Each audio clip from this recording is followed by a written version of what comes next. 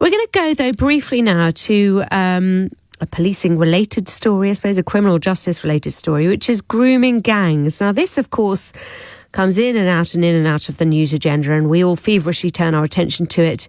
And then, frankly, it drifts away from the headlines and away from the papers, doesn't it? But according to many people, this is still going on year after year after year. You'll remember that in 2014, Professor Alexis Jay had her inquiry into child sexual exploitation in the South Yorkshire town of Rotherham, and that detailed the horrific, appalling abuse of 1,400 young girls between 1997 and 2014. Now, last month, the issue was brought back to national attention by a Channel 4 documentary called Groomed, a National Scandal. And today there's a big feature on it in the Sunday Times, and reading about it, and they go to Blackpool and Rotherham and Thameside, it's just extraordinary how little seems to have changed. Parents still saying that they are very concerned by the grooming gangs operating in their area. Here was an email warning from police to Blackpool residents. They said, "Good afternoon. You may have seen a lot in the media about grooming gangs recently. We'd like to make you aware that grooming gangs and county lines operate in your area and how to protect yourself, your friends and your children. Grooming is when someone pretends to be your friend or someone you trust so that they can gain something from you." So whenever something like this blows up, we hear these same dread, dull, bureaucratic words. Lessons will be learned. I really can't bear it when people say that. Lessons will be learned. I think the lessons weren't that difficult to learn in the first place. Why did it take a catastrophe for you to learn them? Anyway, there was lots of lessons we'll be learning after the child sexual abuse inquiry. Why haven't those lessons been learned? To find out about that now, I'm going to speak to Lucy Duckworth, who is a policy advisor at the Survivors Trust. Lucy, thank you so much for joining us. If I can call it the industry you work in the sort of charitable sector you work in, is it common knowledge that this is very much a live problem and situation in these towns as it ever was 10 or 20 years ago? It is, and thank you for having me on. I think we need to really consider what we're actually talking about, though. There is no formal definition of grooming gangs. We're talking about child sexual abuse, and child sexual abuse exists in many different forms. We know the very conservative figures we have at the moment is that 500,000 children, that's 500,000 children, are sexually abused every single year.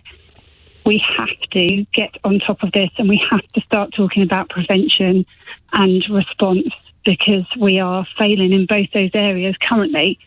But what is good news is that the current government have committed to that. They've already got lots of things in place that are working towards changing that. But, as you've rightly pointed out, they made a big announcement in January about how they're going to look particularly at these grooming gangs in 5 local areas, and we're really looking forward to seeing that being implemented imminently.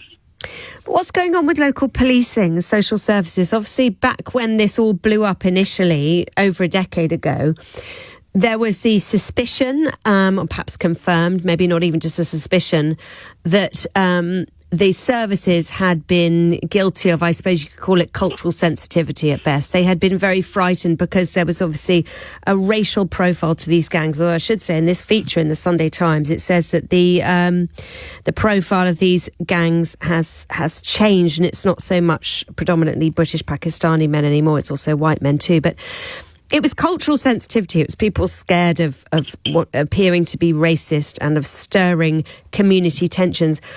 Is that still the issue now? What on earth is going on? I mean, there's obviously cultural sensitivity about people not wanting to talk about the demographics of both perpetrators but also of victims. And I think we need to think really carefully when we're politicising the issue in the way that we have seen to quite an alarming rate since January.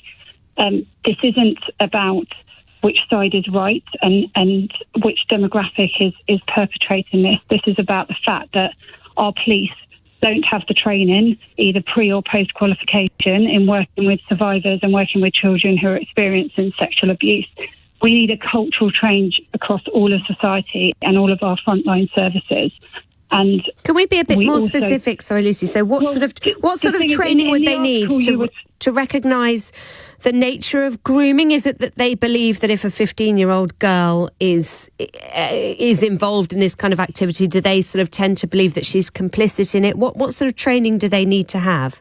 I mean, the victim blaming we have in this country is undoubtedly the main reason that we have such difficulty in disclosing and responding to any form of child sexual abuse. When children or even adults disclose any sexual violence they've experienced, they don't get the right response.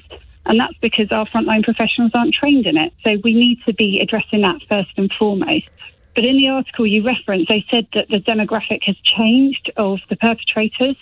And I would like to challenge that, because actually we don't have any evidence of this. We're not keeping the data. And one of the main recommendations of the independent inquiry into child sexual abuse, which was also chaired by Professor Alexis Jay, was that we did have a single core set of data so that we could properly track this, understand it, and intervene where it was most needed. And that has still not been implemented. So until we really have the data, a lot of this conversation around who the perpetrators are, who their ethnicity are, is frankly down to a bit of guesswork. Hasn't the government promised to do that? I'm sure they have in recent months. Yes, they've made some brilliant statements, and we're really looking forward to seeing that. We know that conversations are going on with experts in the field, and we're really excited by that, because we know that we're going to see the fruits of those conversations really soon. We're looking forward to seeing that before summer recess in July.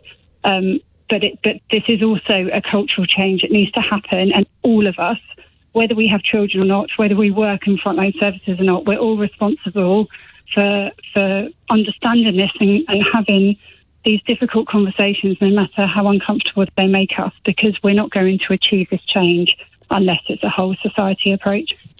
Why, Lucy? I'm just interested in why this is happening still in such a widespread way, and especially in certain towns. Is it because now in the sort of smartphone era, and children from as young as 10 or 11 have their own smartphones, they are more easily contactable and controllable by those wanting to groom them? Is that a big part of it? I mean, absolutely. We don't have our laws have not kept up with the threats that have emerged over the last 20, 30 years. And again, one of the main calls from the independent inquiry into child sexual abuse was that we have a child protection authority. We don't have any front bench minister representing the needs of these 500,000 children that are sexually abused each year. And that is something that 500,000. That is. Where does that data come from? Where does that figure come from? I'm not questioning it. The Centre of Sexual Expertise. So that's funded by the Home Office themselves. So that's not through police reporting. It's. I'm just wondering how they come to that figure. But of course, it's a very difficult figure to fully come to the conclusion of, simply because we know that disclosures among children are so low, and the reason they're so low is the response is not adequate enough. The perpetrators of this abhorrent crime work really hard to make sure that the children believe it's their fault and it's their shame to carry. And we also know that many people, whenever they experience sexual violence, it takes on average between 20 to 35 years to disclose that. So getting data is really difficult to do. It's even harder to do when our frontline professionals are not required to keep it. And that is something that we must make sure happens imminently, as recommended by the independent inquiry into child sexual abuse. OK, thank you, Lucy Duckworth, Policy Advisor with the Survivors Trust, for talking to us about this.